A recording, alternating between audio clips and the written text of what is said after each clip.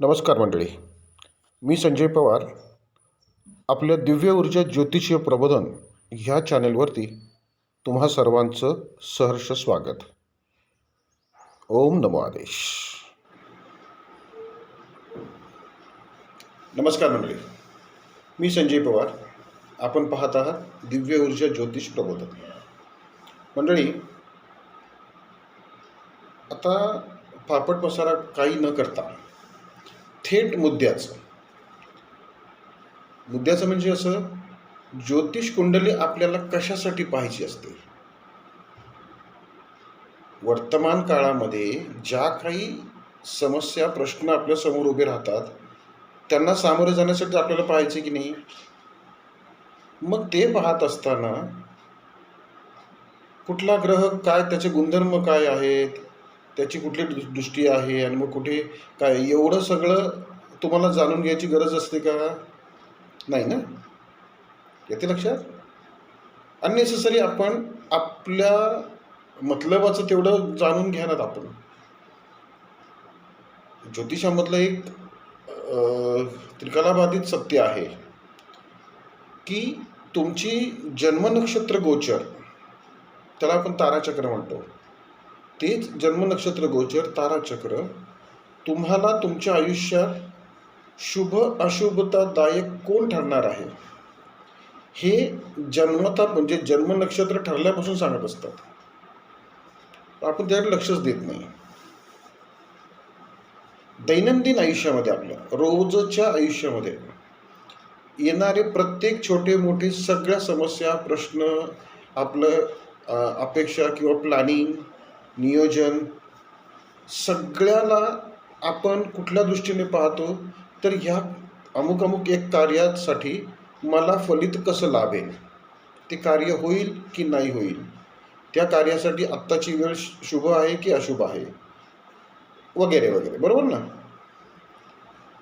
हेच माझ्यासाठी शुभ किंवा अशुभ हे कसं पाहिलं जातं ते पाहायची गरज नाही, तर ते तुम्हाला तुमची जन्मनक्षत्र गोचर सांगत असते.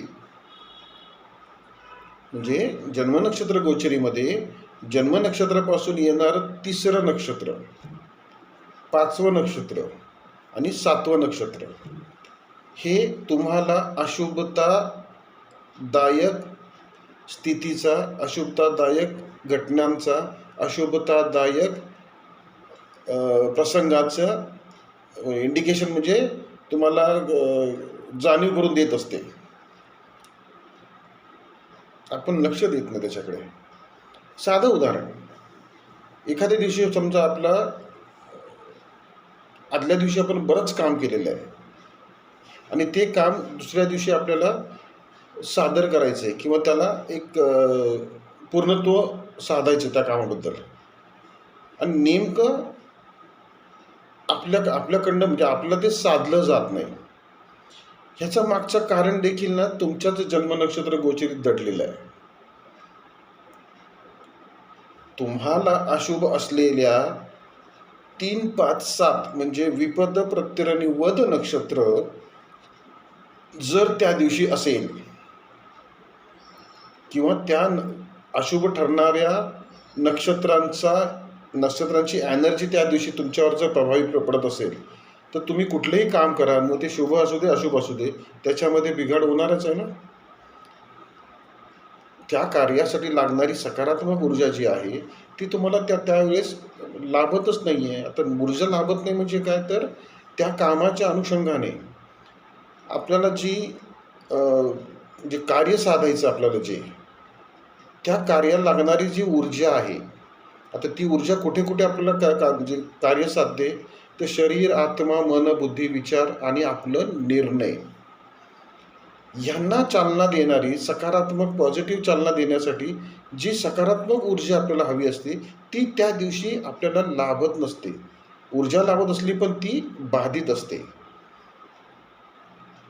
उदाहरण घ्यायचं म्हटल्यानंतर, केतू नक्षत्राला, केतूची जी नक्षत्र आहेत अश्विनी, मघा आणि मूळ, यांना अशुभ काय ठरतं जन्मनक्षत्र गोचरीने?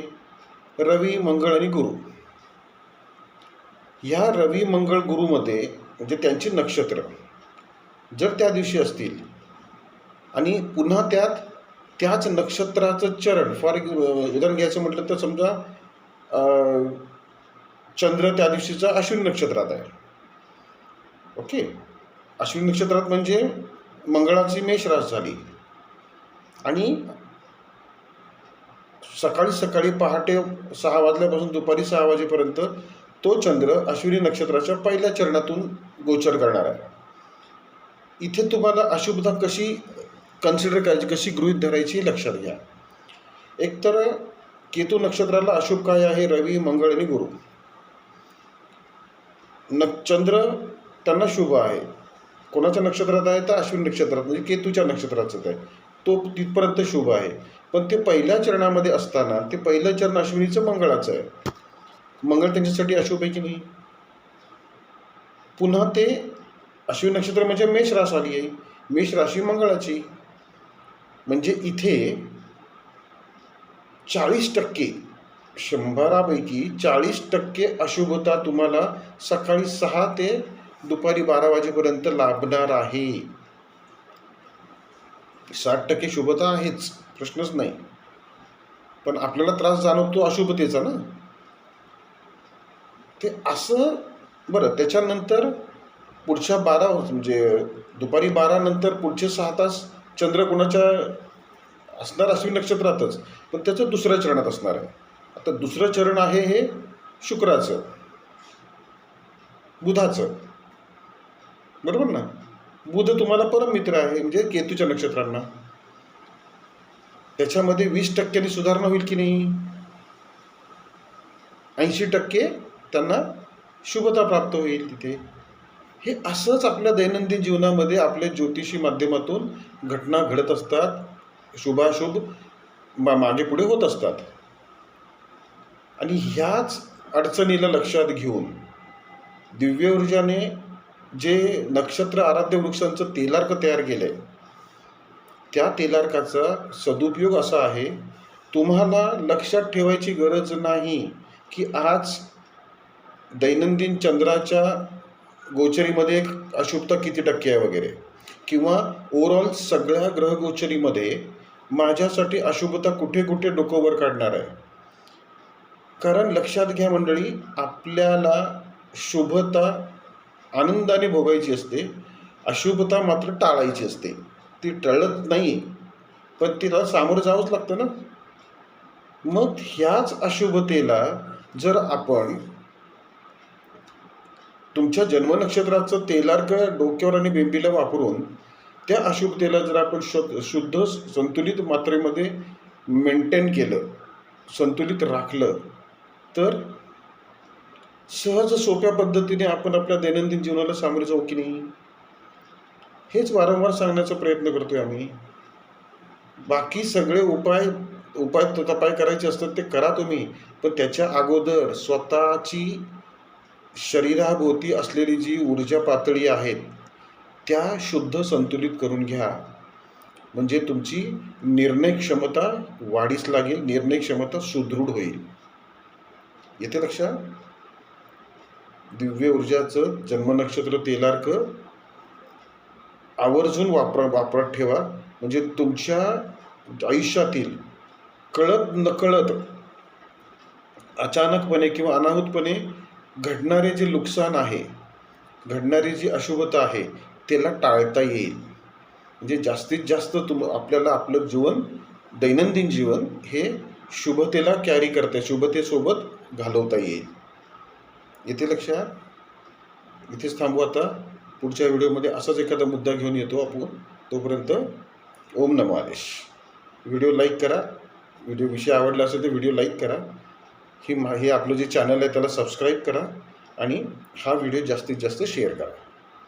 आणि तेलार्काची तुम्हाला मागणी करायची असेल तर स्क्रीनवर दिलेल्या नंबरवरती व्हॉट्सअपवरती संपर्क करा. थेट फोन केलात तरी चालेल. शुभम भवतु.